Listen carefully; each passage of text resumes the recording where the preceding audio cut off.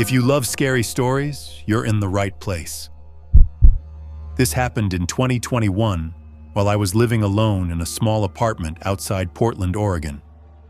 The first call came at exactly 11:11 p.m. I almost didn't answer. The number was blocked. When I picked up, all I heard was breathing. Then a man's voice said, "Don't take Highway 26 tomorrow." Before I could respond, the call ended. I assumed it was a prank. The next morning, I drove to work using a different route simply because I was curious. That afternoon, I learned there had been a major accident on Highway 26. Traffic was shut down for hours. It was a strange coincidence. Nothing more. The second call came the following night. Again, 11:11 p.m., again, a blocked number. The voice said, "Your boss will spill coffee on himself during the morning meeting." Then the call disconnected. The next day, that's exactly what happened. At that point, I started getting nervous. The third call was worse. "The woman in apartment 4B will lock herself out tomorrow afternoon." Sure enough, around 3 p.m., I found her sitting in the hallway waiting for maintenance. 3 predictions, 3 correct. By the 7th night, I was terrified. The caller never explained who he was, never answered questions, never stayed on the line.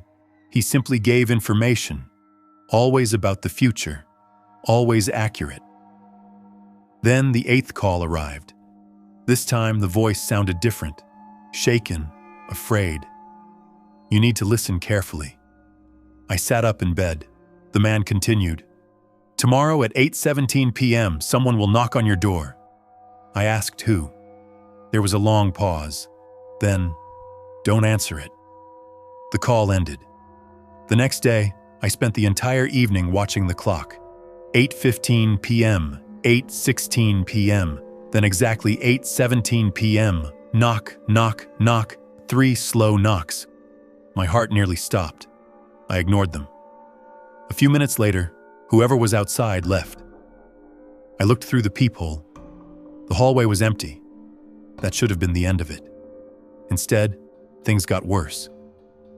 The next night, the caller sounded desperate. "You answered the door." I froze. "No, I didn't. Not this time." My blood ran cold. I asked what he meant. For the first time, the caller answered a question. "I'm not calling from your present."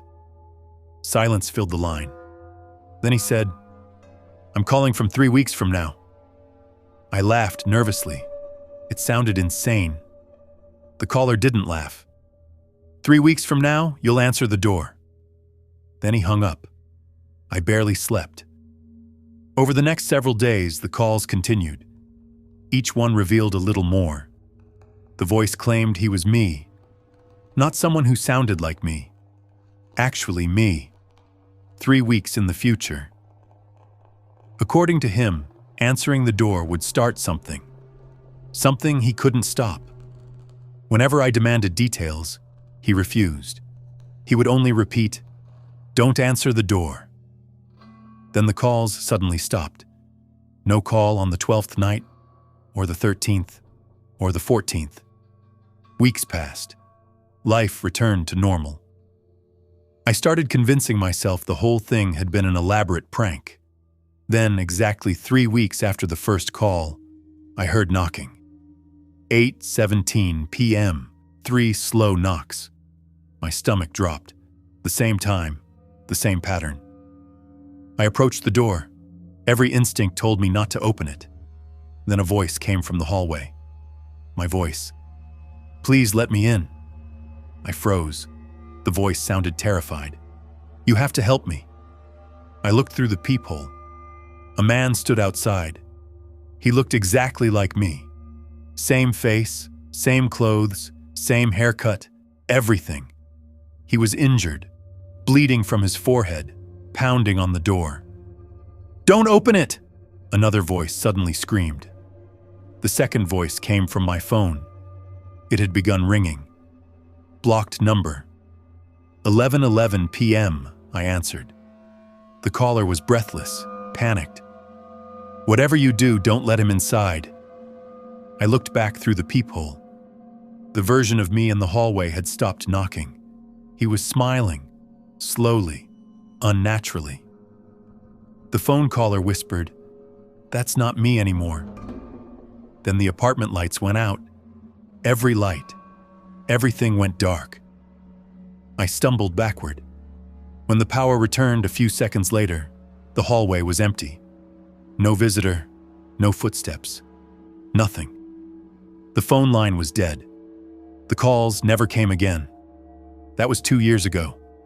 I've moved twice since then, changed my number, changed cities. Yet every few months, I receive a voicemail from a blocked caller. The messages are always short, always the same voice, my voice, and every message ends with the same warning. If someone who looks like you knocks on the door, don't answer. Like, share, and subscribe for more true scary stories, creepy encounters, and disturbing real-life horror stories every week.